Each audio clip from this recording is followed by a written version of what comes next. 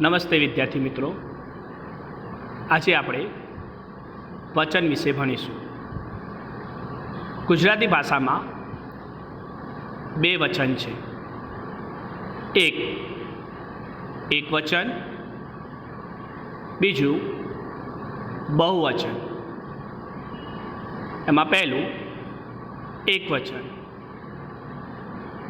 જ્યારે કોઈ શબ્દ બોલવાથી તે એક જ વસ્તુ, વ્યક્તિ કે પ્રાણી છે એમ સમજાય ત્યારે તે શબ્દને એક વચન કહે છે.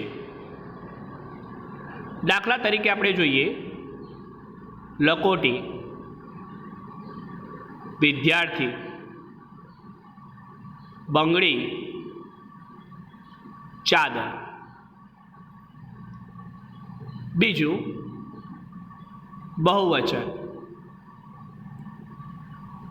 જ્યારે કોઈ શબ્દ બોલવાથી એક કે તેથી વધારે વસ્તુ, વ્યક્તિ કે પ્રાણી એમ સમજાય ત્યારે તે શબ્દને બહુવચન કહે છે. દાખલા તરીકે લકોટીઓ, વિદ્યાર્થીઓ,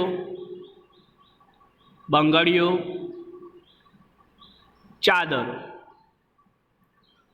તો આ હતી વચન વિશે માહિતી. આજના લેસનમાં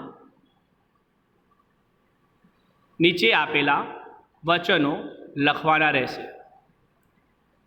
ધન્યવાદ.